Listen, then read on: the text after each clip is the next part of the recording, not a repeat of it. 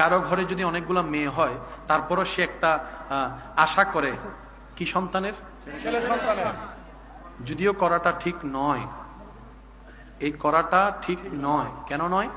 ছেলে হবে না মেয়ে হবে সিদ্ধান্ত আল্লাহ। আর আল্লাহ যখন যেটা করেন বুঝে শুনে করেন, ভালোর জন্যই করেন। সুবহানাল্লাহ। আপনি মনে করছেন আপনার বংশ টিকার জন্য ছেলের দরকার, আপনার রব চাইলে আপনার মেয়ে দিয়েও আপনার বংশ টিকাই ফেলতে পারবে, সুনাম অর্জন করাই ফেলতে পারবে। সেজন্য যাদের ঘরে সন্তান আছে, যেই হোক সন্তান, এটা ছেলে হোক মেয়ে হোক, শুকরিয়ার নামাজ পড়ে রবের কাছে দোয়া করেন, আল্লাহ বর্তমান সময়ে সন্তানই হচ্ছে না, এরকম হাজার পরিবার আছে, তুমি অন্তত আমাকে একটু আব্বু ডাকটা শোনার সুযোগ দিয়েছো, আম্মু ডাকটা শোনার সুযোগ দিয়েছো। আল্লাহ তুমি চাইলে আমাকে নাও দিতে পারতা, আমি অন্তত মূল্য আফসোস নাই, কারণ আমি আমার সন্তানের চেহারাটা কেমন সেটা তো দেখতে পেরেছি, আমার সন্তানকে একটু কোলে নিতে পেরেছি, একটু বুকে লাগাতে পেরেছি, একটু কপালে চুমা দিতে পারছি। কত মা বাবা বিয়ে করে এখন অপেক্ষা করতেই আছে, আল্লাহ একটা সন্তান দাও, একটা সন্তান দাও।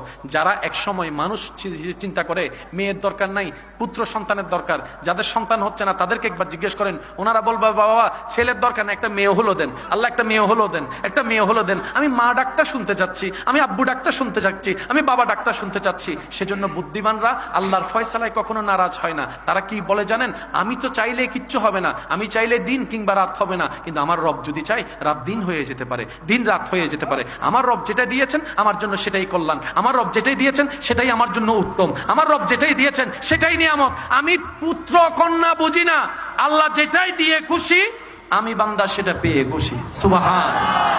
তখন আল্লাহ সেটাকে নিয়ামত বানাই দিবে। কথা কি বুঝে আসছে? এবার আসেন, পুত্র সন্তান নাতিপতি চাই কেন? নামটা যেন টিকে থাকে, বংশের নাম বলেন, বংশের নামটা যেন টিকে, এটা আমাদের ধারণা, আসলে কিন্তু এটা টিকে থাকে না। নাতিবে যদি দুই মিকে দুয়ার আহ্য নয়, নাম না বদনাম। সেজন্য পুত্র সন্তান খুঁজবেন না, কন্যা সন্তান খুঁজবেন না, আল্লাহকে বলবেন আল্লাহ নেককার একটা সন্তান দাও, যে সন্তানের কারণে হাসরের ময়দান আমরা মা বাবা ইজ্জতওয়ালা হব। এতটুকু দোয়া করেন অন্তত, তাহলে আল্লাহ বুঝে শুনে ভালোটাই দিবে, যেটা আপনার জন্য কল্যাণ, আর যেটাই দিবে সেটার উপর খুশি থাকবেন। মনোযোগ।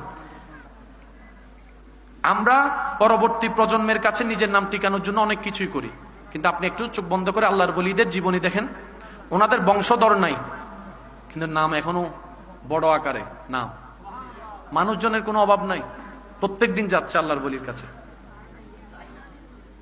সুবহানাল্লাহ কি বলা যায়?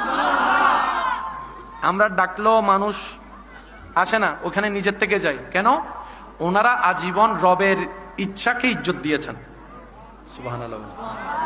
ওনারা আজীবন নিজের মনের চাইতে, চাওয়ার চাইতে রবের ইচ্ছাকে ইজ্জত দিয়েছেন। রব্বুল আলামিন ওনাদের অবর্তমানেও কিয়ামত পর্যন্ত মানুষের অন্তরে ওনাদের জন্য ইজ্জতের ব্যবস্থা করে দিয়েছেন। সুবহান।